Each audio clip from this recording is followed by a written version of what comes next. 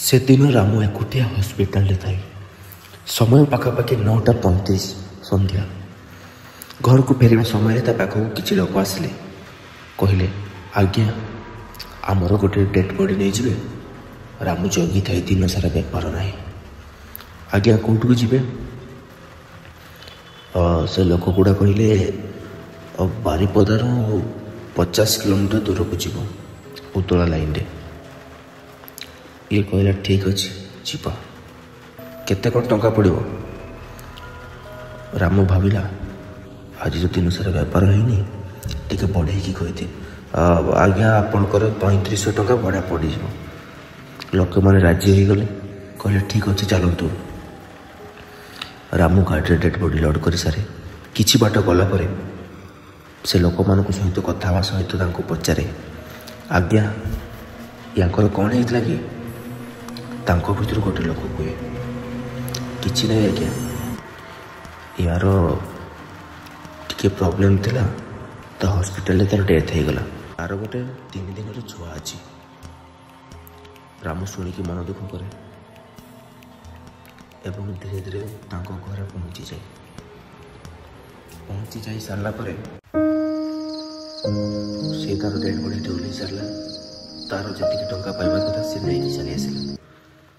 तो घर बाहर की किछि बाट आसी लगे कि सांगरे किए अच्छी।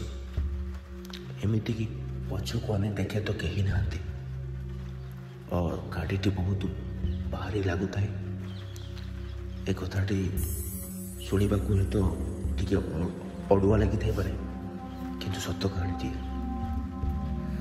तो किछि बाट आसुते जमी लगे किए कांदुची। 3 दिन छुआटा आज्ञा ता मार कथा बहुत मन पड़ुथिବ एवं से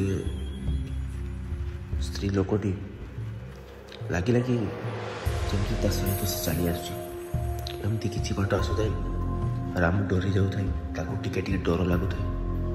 एमती राति बहुत आज्ञा से लाश नहीं जाइए किंतु ताको यही लास्ट नवा समय भारी डर लगुला। एमती 3 किलोमीटर आसला पर मेन रास्ता पड़े तो ताको टिके से भल लगला। ताको टिके हल्का लगिला से हनुमान ठाकुर को भजन बजाई सी से आसला। तो किसी बाट आसला पर गोटे जंगल पड़े। से जंगल पाखे गाड़ीटी हठात बंद हो गला। रामू भावी डरीगला। डरी जा गाड़ी स्टार्ट करने को चेष्टा कर स्टार्ट हो गला। समय पाखापाखि 12:30 समय हो गला। गाड़ी मोटर भी देखा मिलूना। तो से समय से देखिले कि पछपटे गोटे घर अच्छी। घरटी देखा भारी सुंदर। जंगल मझे गोटे घरटी अच्छी। कौन कह कौन नहीं भाविकी देखिले से घरटी गोटे लाइट जलुची। तापर सी से छिड़ा होता है। हठात ताको लगे कि अरे किए से छिड़ा